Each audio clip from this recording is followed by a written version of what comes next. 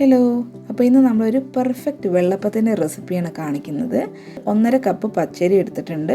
അത് 5 മണിക്കൂർ കുതിർത്ത് മാറ്റി വെച്ചതാണിത്. ഒരു മിക്സിയുടെ ജാറിലേക്ക് മാറ്റുവാണ്. അതിലേക്ക് 3/4 കപ്പ് തേങ്ങ ചിരണ്ടിയത് ആഡ് ചെയ്യുന്നുണ്ട്. 5 ടേബിൾ സ്പൂൺ ചോറ് ആഡ് ചെയ്യുന്നുണ്ട്. ആവശ്യത്തിനുള്ള വെള്ളം കൂടി ആഡ് ചെയ്തിട്ട് നന്നായിട്ടൊന്ന് അരച്ചെടുക്കാം. അപ്പോൾ ഇതാണ് ബാറ്ററിൻ്റെ കൺസിസ്റ്റൻസി. അതിൽ നിന്ന് ഒരു 3 ടേബിൾ സ്പൂൺ ബാറ്റർ നമ്മൾ ഒരു പാത്രത്തിലേക്ക് മാറ്റിയിട്ട് 1/2 കപ്പ് വെള്ളം കൂടി ആഡ് ചെയ്തിട്ട് നന്നായിട്ട് കട്ടയില്ലാതെ ഒന്ന് മിക്സ് ചെയ്ത് കൊടുക്കാം. ഇതൊന്ന് മിക്സ് ചെയ്ത് റെഡി ആയി കഴിഞ്ഞാൽ നമുക്ക് ഗ്യാസ് സ്റ്റോപ്പിലേക്ക് മാറ്റാം.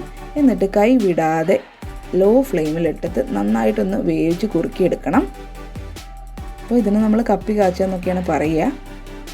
ഏകദേശം ഇതാണ് ഇതിൻ്റെ കൺസിസ്റ്റൻസി. റെഡി ആയിട്ടുണ്ട്. നന്നായിട്ട് തണുക്കാനായിട്ട് നമ്മളിത് മാറ്റി വെക്കുകയാണ്. അപ്പോൾ ആവശ്യത്തിനുള്ള ഈസ്റ്റാണ് അടുത്ത് എടുക്കുന്നത്. അതിലേക്ക് വേണ്ട പഞ്ചസാര ആഡ് ചെയ്യാം. നമ്മൾ ഈ വെള്ളപ്പത്തിന് വേണ്ട മധുരത്തിനുള്ള പഞ്ചസാര ആഡ് ചെയ്യാം.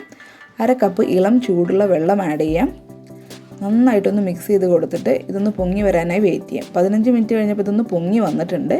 അപ്പോൾ നമ്മളുടെ ആദ്യം അരച്ച് വെച്ച ആ വെള്ളപ്പത്തിൻ്റെ ബാറ്ററിലേക്ക് നമ്മൾ കപ്പി കാച്ചി വെച്ച് അതുകൂടെ ആഡ് ചെയ്തിട്ട് ഈസ്റ്റിൻ്റെ മിക്സ്ചറും കൂടി ആഡ് ചെയ്തിട്ട് നന്നായിട്ടൊന്നുകൂടെ അടിച്ചെടുക്കാം. ഇനി നമ്മളിത് വലിയൊരു പാത്രത്തിലേക്ക് മാറ്റുകയാണ്. ഓവർനൈറ്റ് പുളിപ്പിക്കാനായിട്ട് പോവുകയാണ് നമ്മൾ.